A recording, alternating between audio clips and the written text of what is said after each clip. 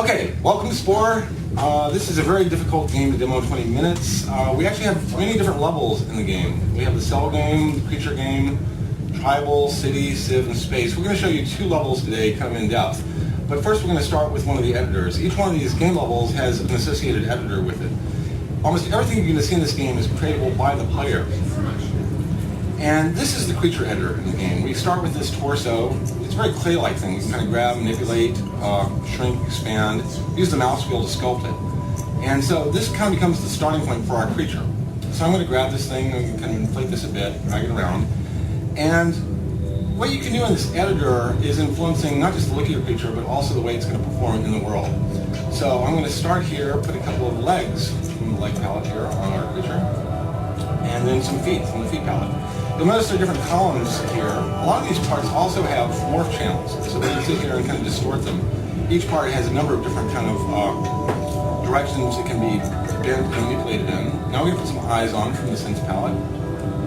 This is pointing the eyes. Mouths, depending on the mouth we pick, our creature will be a carnivore, herbivore, or omnivore. This will also determine the voice that our creature has in the game, whether it's a bird-like voice or insect-like, etc. Now let's give this guy some arms. Now this is designed so that almost anybody can come up and make something really interesting in about 2 or 3 minutes.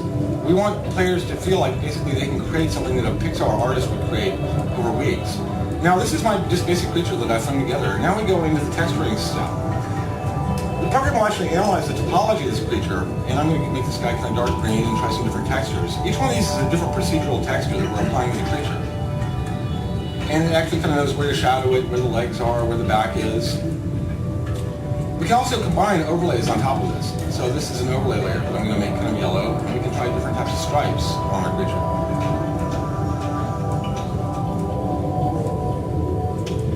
And when we're ready, we can basically go into test mode now and see how our creature moves around.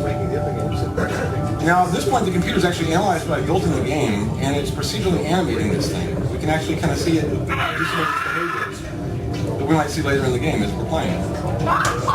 This is how it might fight, how it might play, how it might react. In fact, inside the theater here, you see all these creatures on the walls. These were actually printed on a 3D printer, and it gives you some sense of the diversity of creatures that we can build in the game. Now we're going to pop out here and go into the actual creature game that you're playing. Now this is a full world of creatures. It's actually populated with other things that other players have made automatically. There's an entire ecosystem of the world here that we're playing in. And the computer is actually controlling these other creatures now. They were coming from our central server in a very compressed format. And these are the things that we're going to end up competing with this part of the game. This is my creature right now, and I'm actually kind of directly controlling this guy in the world. And he has to kind of survive and eat. I'm going to run away from that guy. Okay, I want to be near there. So basically at this point in the game I need to eat and get enough points where I can reproduce. So these guys are small. We take them on.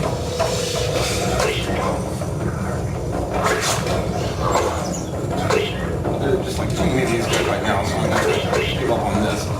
You don't have to necessarily be strong. You can actually have a pretty big advantage in the game just by being social. There's some food. Go that way. It's a harsh world right now. I'm going to run away from these guys. Here's some herbivores. Just sneak up on me. Yes. Right there. Food. Yes. This is their nest, actually. Okay, I'm going to run away. I did get some DNA points now, which will allow me to mate. So I'm going to go over to my species. These are my guys. Now there's a whole social game where I can call these guys.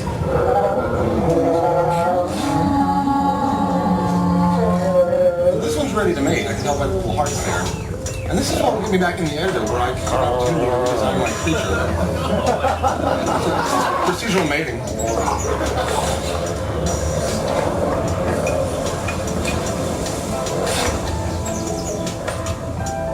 So we don't lay the eggs.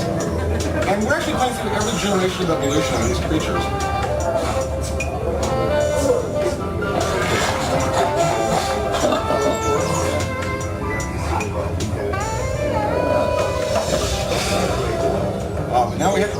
eggs until they hatch. And so little scavengers coming after me here. Now at this point I can actually click on the eggs and go back into the editor. So this is the creature I was just now playing, so I'm going to improve it a little bit. First of all, I want it to be faster, so I'm going to buy a bitter foot. Each one of these parts has an upgrade level.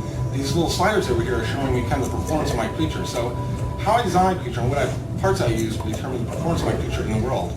I'm going to give it a couple of arms as well, and give it some claws so that it can maybe fight a little bit better. I'm going to go to the hand panel. I'll put some claws on here. Shrink that down a bit. I want my creature to look a little scarier too. This creature looks just kind of goofy, so I'm going to get a little bit meaner looking eyes here. Let's point that forward. Yeah. Okay, now let's give it a little bit more interesting texture here. It's kind of got this clown suit on right now. I'm going to go for something that's a little darker, I think.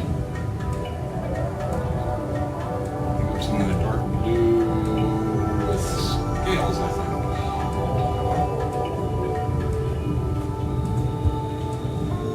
And now I'm going to change the overlay to something red, some stripes on the back. So you can spend as much time in the editor or as little time as you like in these generations. Okay, this is my new creature, so I'm going to come back into the world with this creature. Now coming back into the world, I'm actually not a grown-up. I actually start as a baby. So this is the baby version of the creature I just designed. These are my siblings and my parents.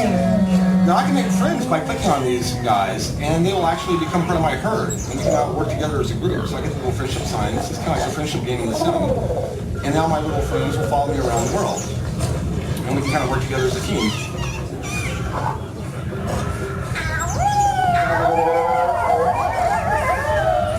We can go annoy the neighbors.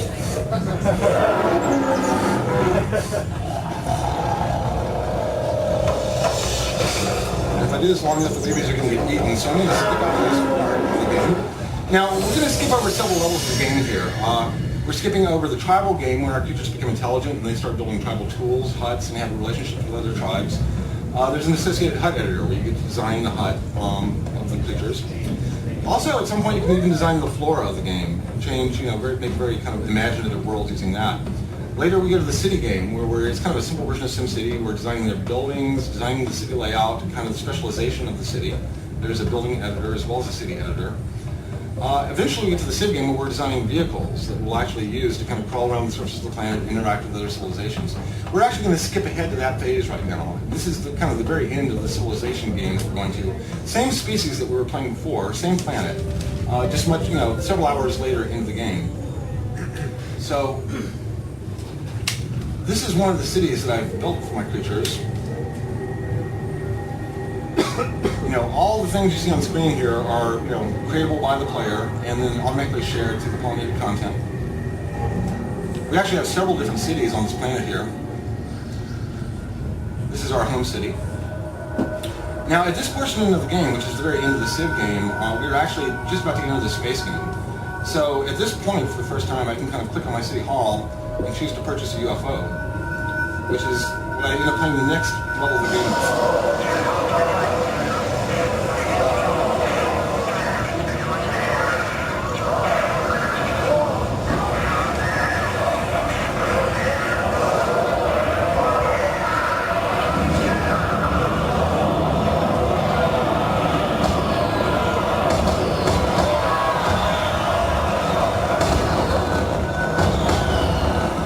I'm now flying this UFO around, and this is basically my avatar for this portion of the game. So I can kind of visit other cities that I've captured earlier in the civilization game, and kind of see some sense of the diversity of styles of vehicles and buildings.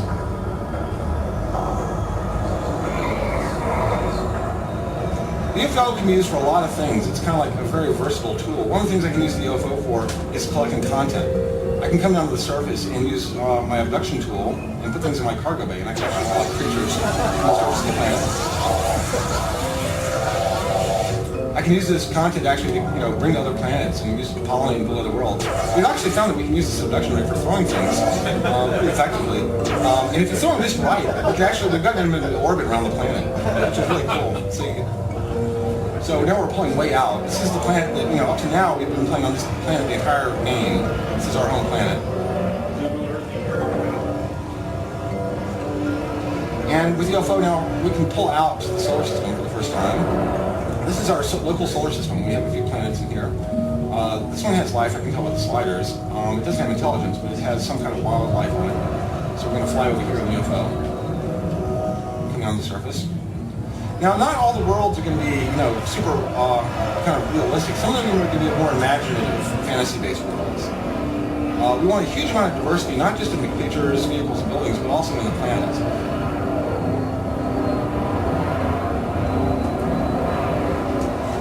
So this is a biosphere that's already established to some degree. We might want to build a colony here. We might actually even want to modify the biosphere to some degree on this planet. So we can kind of walk, fly around and investigate a little bit and see what's living around here. So I might take the creature that I just abducted and drop it on this planet and see how it does.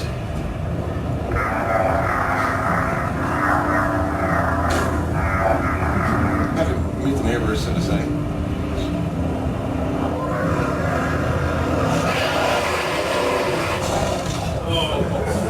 Now I can investigate these things actually with my scanning tool. So I can scan different life forms on this planet, and what I'm actually doing is I'm adding these things to my database on my UFO. Now the database is actually presented in the form of a card deck that we call Sporepedia. So for every piece of content that I encounter in the game and scan, we get a card, a trading card basically added. This is my home star, and it actually has attached to it the planets around it. This is my home planet. This is the planet we're currently visiting. If I click the planet, it shows the species that I've currently scanned on the planet. And I can click on those, and each one has a rating that we can, use in other formats. In fact, like a trading card game. And there are different ways to look at the data. I can actually look at all the creatures that I've encountered in the game so far. So a lot of these are from my home planet, my first creature, the herbivores I was bothering. So in essence, the database that we're building up as we explore the world is treated as a card deck, and then we can do other games with. So let's pull away from this planet now. Now we're back up to the solar system level. Now we can pull further back to the interstellar level of the game.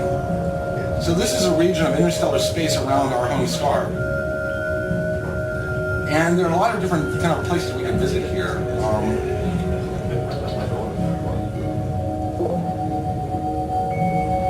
down to this blue thing here. Now this actually isn't a star. This is in fact a black hole, which later, as I upgrade my UFO, I'll have the ability to kind of jump around much further and much more cheaply, like going through wormholes or black holes. So eventually this is something that's unlocked. It's kind of a new transit system for me. But right now, let's go back to another star. Let's go to a nearby star. Find one.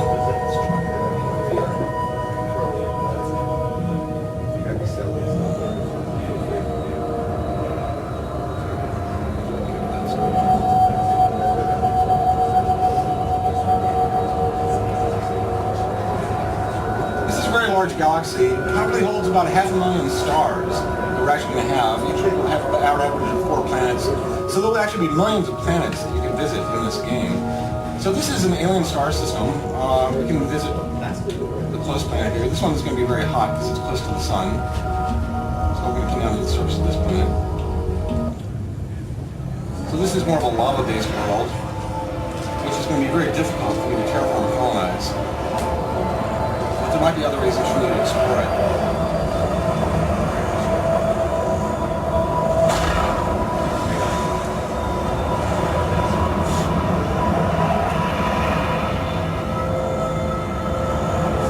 Occasionally, even on barren planets, you might discover things that will actually help your UFO. So I can actually come investigate what this is, pick it up.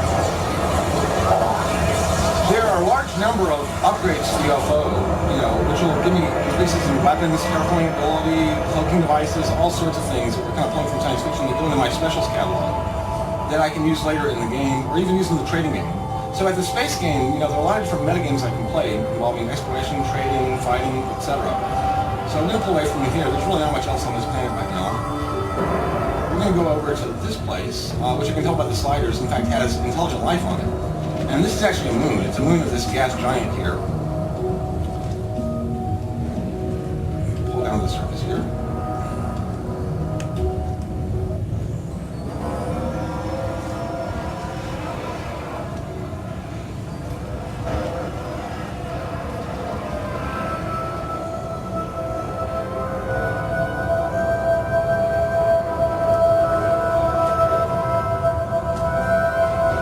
So here's an alien civilization over here.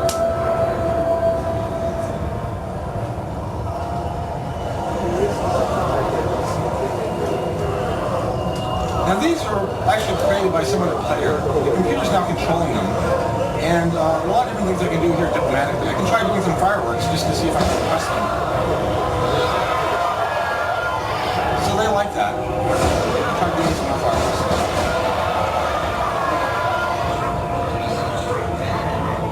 Diplomatically, I'm forming relationships with these guys, and depending on what I do and depending on their personality, it might go totally different ways.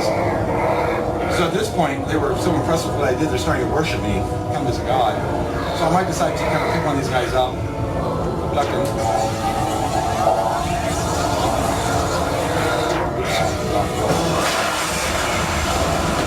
They were upset by that. They saw that as an aggressive act, so they have planters.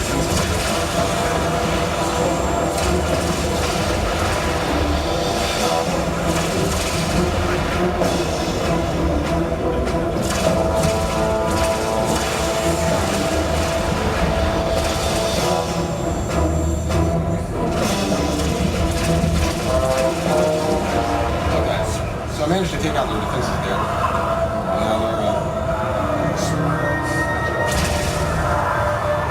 At this point, I can choose to go super keys.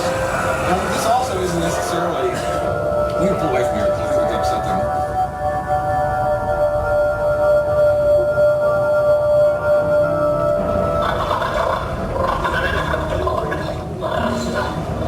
So this turned out to just really be one of their colonies.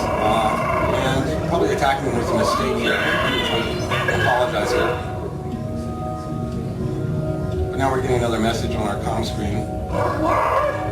This is our homeworld, actually. So attacking those guys, in fact, have repercussions. They might even have allies that will come and attack me later on. So you have to be very careful about managing the relationships up at the space level of the game.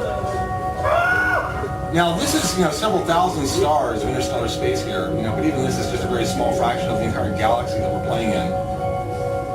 And, again, there are going to be millions of worlds that you can play, a lot of different goal structures you can pursue. And, again, we're just showing 2 of the, 6 levels of this game to give you some sense of the breadth. But really the focus of the game is on the player creating everything in the world and basically being able to share that transparently with all the other players. And so that's our demo. Thanks. Thank you.